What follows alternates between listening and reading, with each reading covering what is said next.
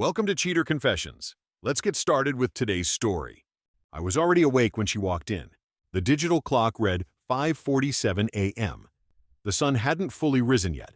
The world was quiet enough that I could hear the click of the lock turning from the other side of the door. I stayed seated at the kitchen table, elbows on the wood, hands around a coffee mug I hadn't sipped. The door opened. Claire stepped inside like she lived there, like she hadn't just been gone all night without a word. She wore a black sweater I didn't recognize and carried her heels in one hand. Hair loose, slightly damp, lipstick gone, but eyes bright.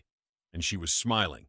Not the kind of smile that hides something, the kind that celebrates something. A small, satisfied smirk, like a teenager sneaking in after curfew, proud of getting away with it. She didn't see me right away.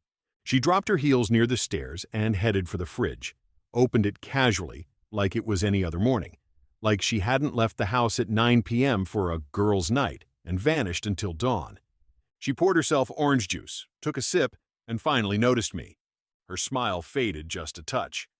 "You're up early," she said, voice light but careful. "Couldn't sleep," I replied, still not moving. "Been up a while." She walked toward me, keeping it casual. "I didn't want to wake you. Things ran late. You know how Jenna gets after 2 glasses of wine." I nodded slowly. "Yeah. The thing is, Claire." She tilted her head. "You left your iPad open on the counter last night." That was the first crack. I saw it right away. The hesitation, the slight shift in her stance, the pause before she spoke again. "I didn't even notice," she said. "I did. And I read everything." And just like that, the smirk was gone. She didn't speak right away, just stood there, frozen with a glass of orange juice in her hand, her eyes locked on mine. I didn't blink. "Adam," she started, voice thin. I waited. I wasn't going to fill the silence for her. She set the glass down gently, like sudden movement might set something off. "Look, whatever you saw, I can explain." "That's good," I said, "because I have questions." Claire forced a laugh. "Seriously? Are we doing this right now?" "I think now is the perfect time. Let's start with this. Who's Andrew?" She flinched, barely noticeable. But I caught it. "He's no one. Just a guy Jenna knows. He was there last night. That's all." "Funny," I said, "because your texts make it sound like you've known him longer than one night. And from what I read, Jenna wasn't even there." She opened her mouth, closed it again. Her hand drifted to her side, like she didn't know what to do with it. "I checked your texts with Jenna, too," I said, keeping my voice steady. "She hasn't messaged you since last Thursday." Claire crossed her arms. "So what? You were spying on me?" "You left your iPad open. I didn't snoop. I didn't hack anything. I just read what was right there." I leaned back in the chair, staying calm. "You told Andrew to meet you at the Hilton bar at 10. You said you were finally ready to not feel guilty anymore." "Your exact words." "Adam, I was drunk." "You weren't drunk when you sent those messages." She stepped back, running a hand through her hair. "Okay, yes, I met him. I needed to get out. I needed to feel." She stopped herself, realizing there was no version of this that made her look good. "Honest?" I offered. "Loved? Alive?" Claire looked at the floor. I pointed to the envelope sitting on the table between us. Thick, sealed, heavy. "You should probably open that," I said. She didn't move. I stood and took a step closer. "It's not just texts. There's more." And for the first time that morning, she looked scared. She stared at the envelope like it might be rigged to explode. For a second, I thought she wouldn't touch it at all. Like, if she ignored it hard enough, maybe the truth inside would stop existing. But eventually she reached out, slow, like she was pulling something out of a fire, and peeled it open. Photos slid out. Not blurry ones, not grainy screenshots. Clear shots. Claire and Andrew at the bar. She was laughing with her hand on his chest. His arm was around her waist. Them walking into the hotel lobby. Then later, both stepping into the elevator. Alone. I watched her face as she flipped through them. Page by page, her shoulders dropped. Her lips parted slightly. Her eyes started to gloss over, but she didn't cry. Not yet. She set the stack down and didn't look at me. "How'd you get these?" she asked, barely above a whisper. "A friend," I said. "Eli saw you two. He happened to be meeting someone for drinks across the room. He almost didn't believe it was you. Sent me a few photos to confirm." Claire said nothing. I nodded toward the pictures. "Look at you in those," I continued. "Smiling, relaxed, not drunk, not confused. You knew exactly what you were doing." She finally spoke. I didn't plan for it to happen like that." "But it did," I said. Her voice cracked now. "It was one time, Adam. I swear. I didn't mean to hurt you." I kept my tone flat. "You didn't mean for me to find out. That's not the same thing." Tears welled up in her eyes, but I didn't move. I let the silence sit there, heavier than the envelope had been. She tried again. "It was a mistake. I wasn't thinking." "You were thinking," I said. "You were texting, planning, meeting. That's what makes it worse." Her head dropped, and for the first time, Claire wasn't trying to talk her way out. She just sat there, quiet, wrecked, and completely out of excuses. Claire sat down slowly, like her legs finally gave up on holding her together. "You really had someone follow me?" she asked, her voice hollow now. "No," I said. "I didn't need to. Eli just happened to be there. You didn't recognize him, but he recognized you." She rubbed her hands together, trying to process. "So you just waited for me to come home so you could throw this in my face?" I raised an eyebrow. "No, Claire. I was never supposed to be here." That got her attention. "I told you I had a meeting out of town yesterday. You remember?" She nodded slowly.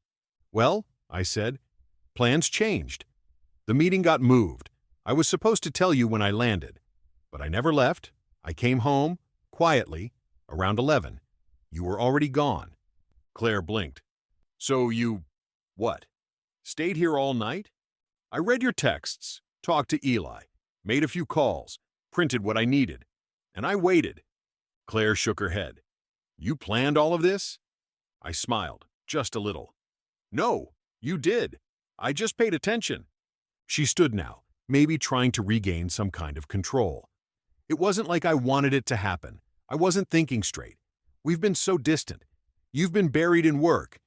"Don't," I said, cutting her off. "Don't pretend this was about me. I didn't flirt with someone behind your back. I didn't sneak out in someone else's clothes. I didn't lie about where I was and who I was with." She looked away. "This wasn't a random accident. You told Andrew in those texts that you were tired of pretending. You said it felt good not to lie." Claire opened her mouth but closed it again without saying anything. "You stopped pretending," I said. "Now I'm just catching up." And in that moment she knew.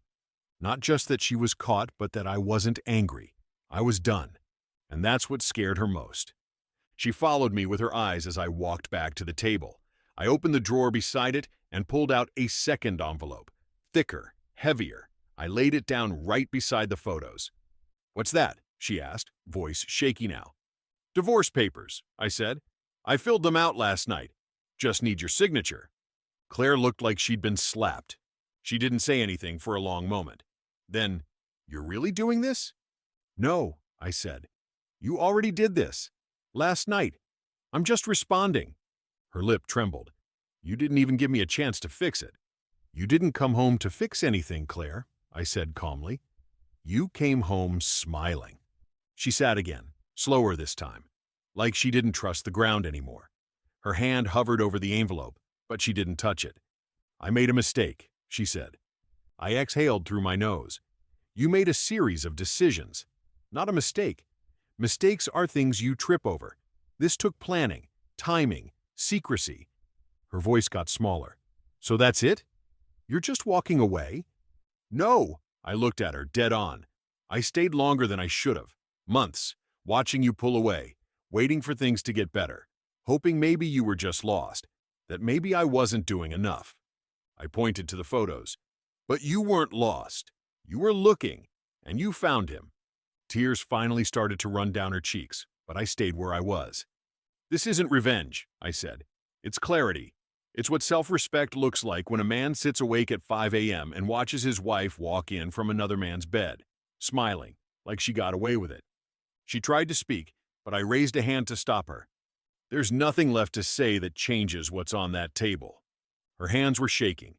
I didn't press her. Let her sit in it. I had already made peace with what came next. She didn't sign right away. She sat with the papers in her lap, Eyes red, mascara streaked, hands trembling. Every few seconds, she'd glance up at me like she was hoping I'd flinch, say something, or open a door she could still walk through. But I didn't move. "I still love you," she finally said. I nodded. "Maybe, but not enough to stay loyal." She wiped her face with the sleeve of her sweater. "We were falling apart, Adam. You know it. You've been sleeping in the guest room for weeks. You don't even look at me the same." "Because I saw it coming," I said. "The distance, the late nights, the fake laughs. I didn't want to believe it, but I knew. And instead of talking to me, you found someone else." She raised her voice a little. "You think I wanted to feel like that? Like I was invisible?" "No," I said, staying calm. "I think you wanted attention. And you got it. Now you don't like the price." Claire stood, frustration rising. "You worked nonstop. You were never home. I didn't feel like I mattered to you anymore." I shrugged. "So you cheated to fill time?" Her mouth opened. No answer. I stepped closer, not to intimidate her, just to make it clear I wasn't afraid of this anymore. "You know what the difference is between us? I was struggling too, but I didn't use it as an excuse to betray you." She sat down again, defeated.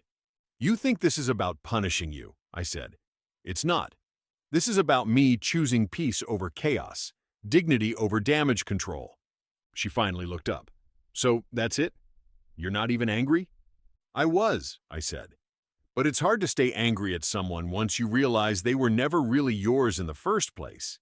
She put her head in her hands. I walked to the hallway, grabbed the duffel I had packed, and slung it over my shoulder. "I'll be gone by noon," I said without looking back. "You can sign and mail the papers. Or not. But this," I pointed to the table, "this is the last time I'll be sitting across from you." I didn't throw anything. I grabbed my keys from the counter and walked toward the front door like I was leaving for work. Claire didn't say a word. She was still sitting at the kitchen table, staring at the divorce papers like they were written in a language she didn't speak. I paused at the door. Not because I was second-guessing. That moment had already passed. This pause was different. It was quiet, clean, the way something should end when there's nothing left worth rescuing. She looked up, eyes puffy, face streaked, voice barely audible. "Where are you going?" "Somewhere I can start over," I said. "Adam?" Her voice cracked. "Please, don't just walk away." I held her gaze. "You already walked away, Claire. You just didn't expect me to follow." She stood like she wanted to chase me, or maybe just stand in my way. But she didn't move, and I didn't give her a speech. No dramatic goodbye, no parting shot. Just the truth she already knew and couldn't erase. "You came home smiling," I said, "from your one-night stand." I stepped out and pulled the door shut behind me. "But what I left on the table—" I let the thought finish itself. Out on the driveway, the air felt lighter. No weight in my chest, just the echo of my own footsteps and the low hum of the world waking up. And when I got into the car, I didn't look back at the house. I didn't need to, because some endings don't need closure. They just need a decision. And I'd made mine. Thank you for watching.